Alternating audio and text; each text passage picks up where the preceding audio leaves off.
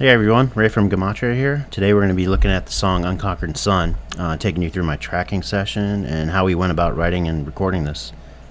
So on this song, Steve went into the studio first and just recorded drums. We had written one or two songs maybe before this, and I said, Steve, maybe just go into the studio and just record whatever you'd like, and I'll write to that. So Steve sent this over after the tracking session, and I had to figure out what to do with it. So yeah, let's take a look section by section here. Here's the intro. Really cool kick pattern there. Offset snare. And then I went into the slower section.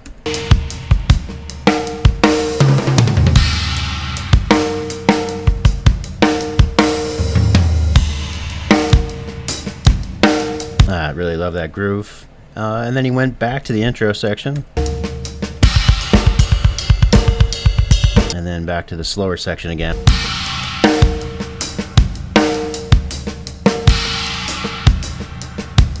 And then in the middle of the song here, he went into this kind of faster section, sort of like drum and bass and jungle inspired thing. So it was really cool.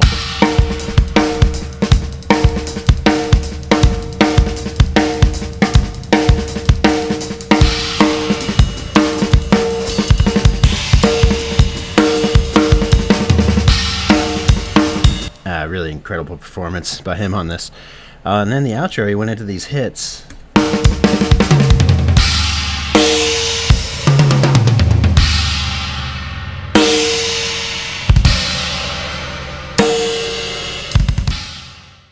I think the first thing I actually came up with was the chords in the beginning. I wrote them on guitar, but I didn't like the way they sounded, so I put them onto synth sound here.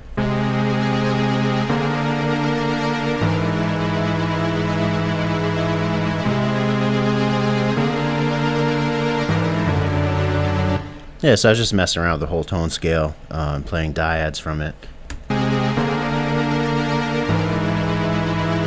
Like I said, I wrote it on guitar, but it wasn't powerful enough and just didn't have the right texture, so I moved it to keys. I did that a lot on this record, which was a lot of fun. So yeah, once I had that, I wanted to write a bass line that kind of matched that kick drum pattern in the beginning, and so I stuck to the whole tone scale.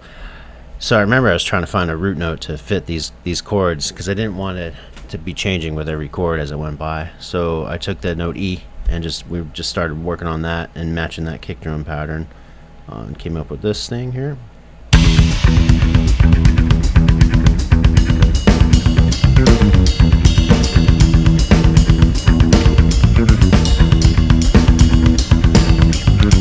CLA bass plugin, chorus, spreader.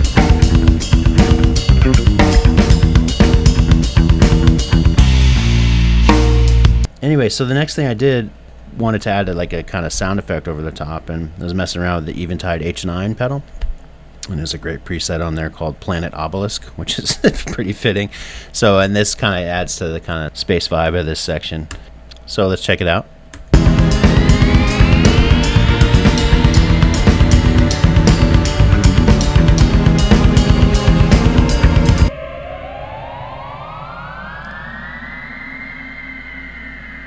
Yeah, that's a great preset. I think I just set the mix all the way high, and I think it really just hit one note and it did the rest.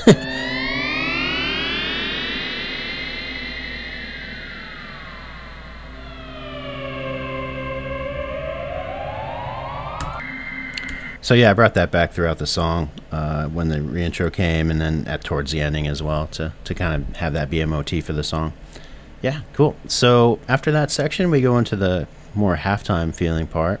I really had no idea what to do because I had this first section for a while, I remember, and I liked it, but I had no idea where to go after this.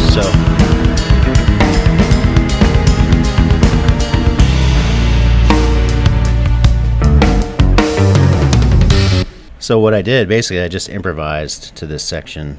Sometimes I like to do that when I write. If I'm stuck on a part, I'll listen to the first section I have or the part that I have already, and I'll listen to that over and over, and then I'll just start improvising when that part ends. Now, I didn't really kind of fit what Steve was doing, so I improvised a bunch and played sort of this idea here.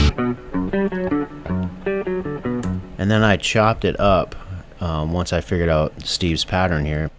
So Steve's basically playing 5 measures of 4/4 here. That's where, at least where his crash is lined up.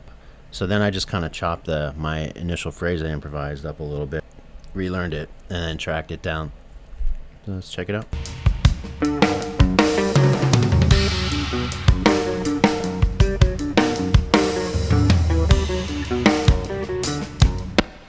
Yeah, and for this section, I really liked the way that sounded. It was kind of cold. You know, I put a lot of chorus on that. You know, I think I used CLA guitar, which is, those plugins are great. Really quick, you know, quick way to get a good sound going. So then I pitch shifted the guitar down an octave too, just to kind of hear what it would sound like with bass. I remember thinking that when I was writing. Oh, let me just pop this down, check it out.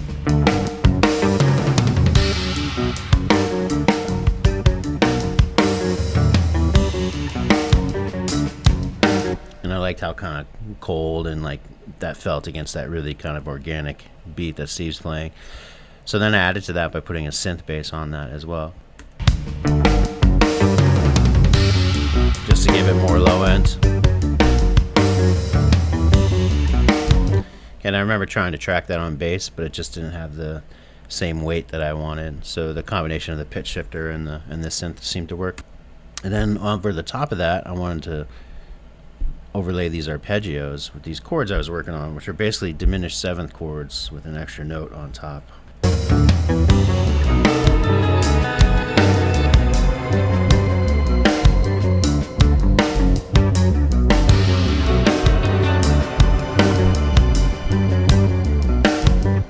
Here's the basic signal that I recorded.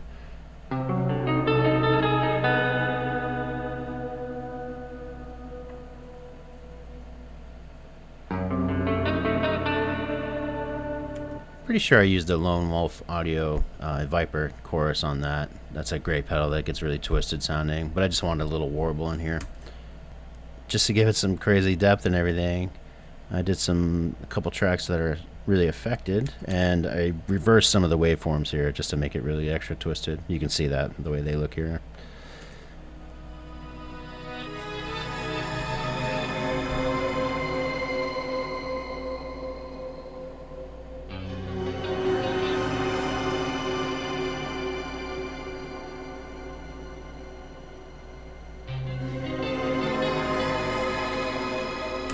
Yeah, so for that I used the Eventide Crystals plugin, which I love. That thing is great.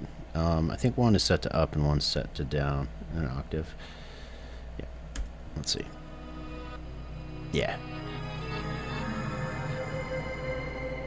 And then the up an octave.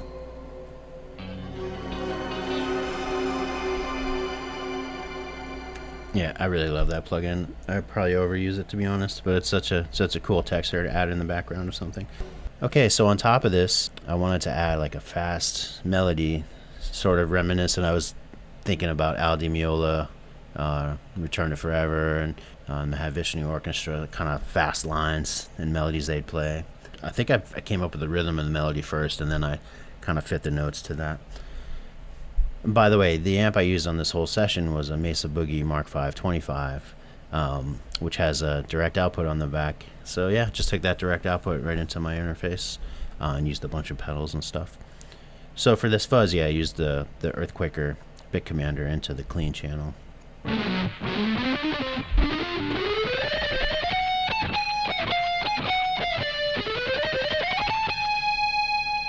Yeah, I think I put some H delay on there, just a little EQ to get all the low end out of the fuzz. And over that, I did the same melody, but with a clean sound.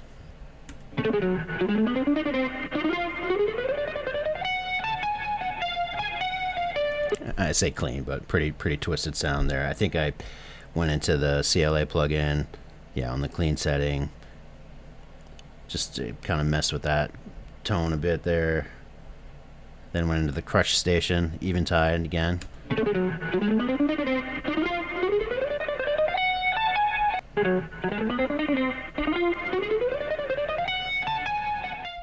Yeah, so anyway, after that I did the same thing on a synth here and really affected that heavily.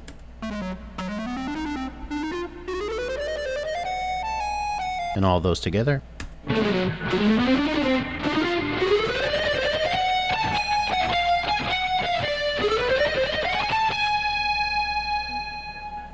Alright, so after this it goes back to the intro, just back to the synth and the bass pattern and everything. And after that it does the verse again, you know, slightly different form on it. The riff goes and then the melody comes in, which it slightly changed.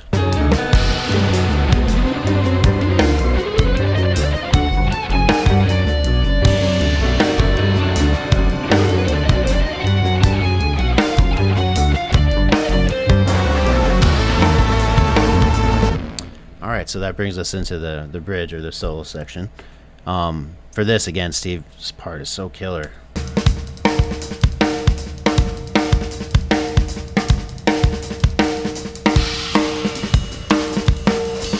I really love that.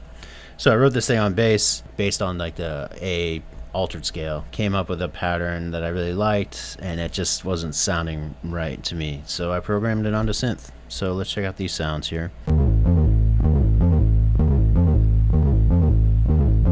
Put the drums back in.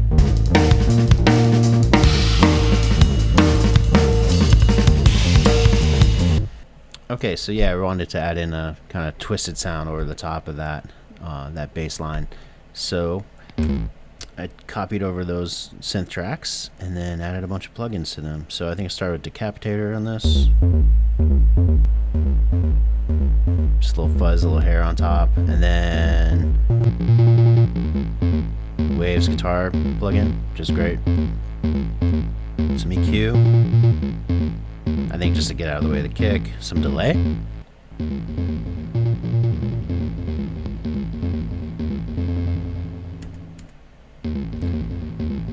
Then the Soundtoys Pan Man, which I love.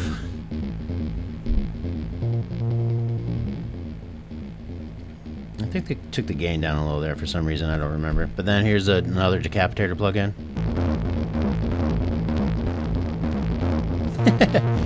Just gross. And then some extra EQ to scoop some stuff and boost some highs.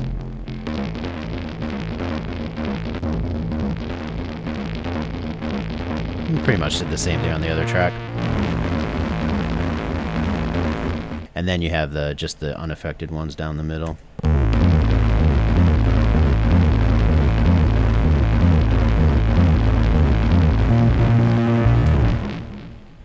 Okay, so for the solo section, I started out with these fuzz melodies.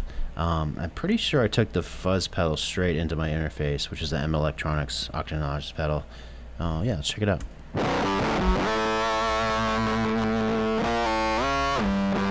Yeah, so let's see. If I take all this stuff off, you can hear what it sounded like straight in.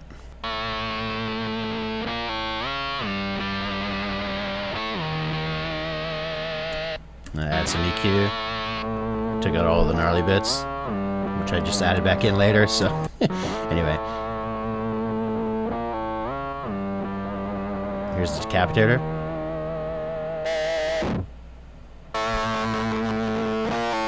And then some extra EQ at the end. Yeah, pretty much did the same thing on the other track. Check it out, that's doubled.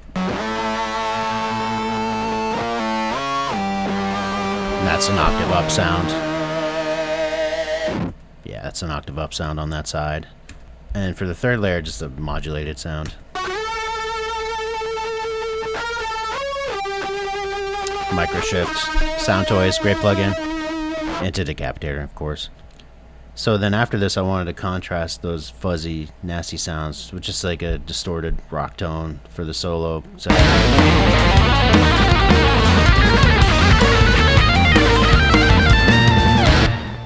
Alright, so that I used again, it was the Mesa Mark V 25. I think I just went straight in, I didn't use any pedals for boost or anything. And the EQ, just take off those lows and the highs. And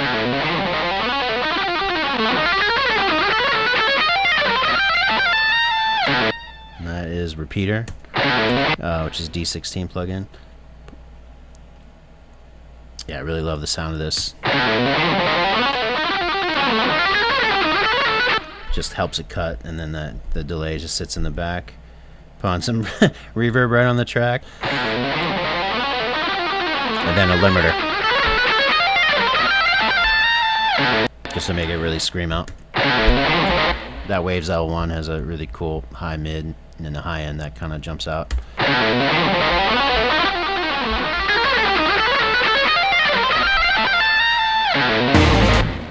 Then after that goes another fuzzy section.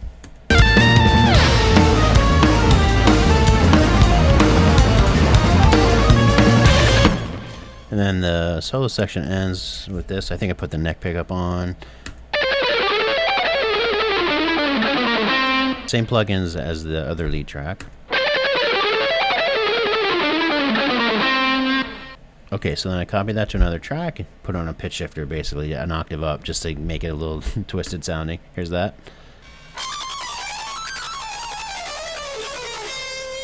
It's a Logic pitch shifter. It's the same track there. Kind of ridiculous by itself, but together.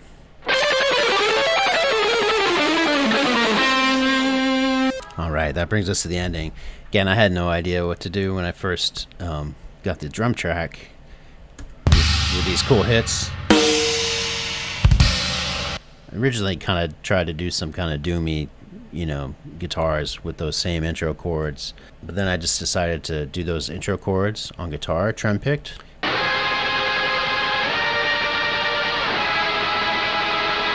So yeah, once I had that section in, I decided to ask Emily Grove, who sings in Daughter Vision. That's Steve's other band that he has. That they're a great band. Check them out, please. But gave Emily a sheet of music with the intro chords on it, and just said, sing whatever octaves you'd like to over the top of this ending. And she sent a bunch of tracks, which were awesome. So let me show you those.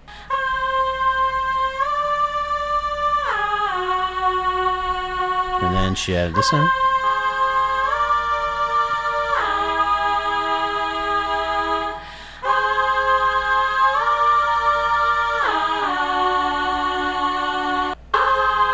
It's a higher part, I think.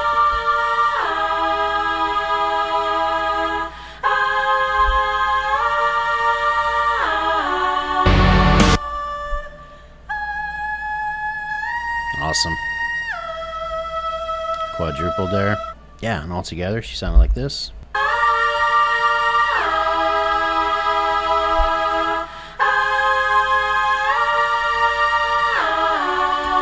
Just awesome. It fit the ending so perfectly. Just to ease that part into the song, I reversed some of her vocals and came up with this.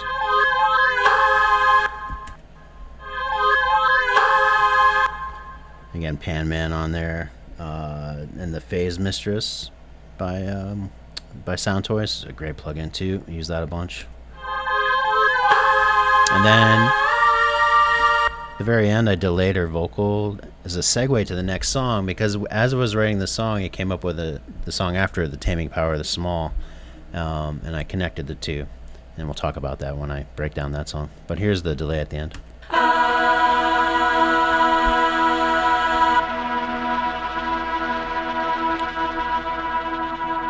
So I bounced that down before, but that was a decapitator again, just to fuzz it up a bit, and H delay.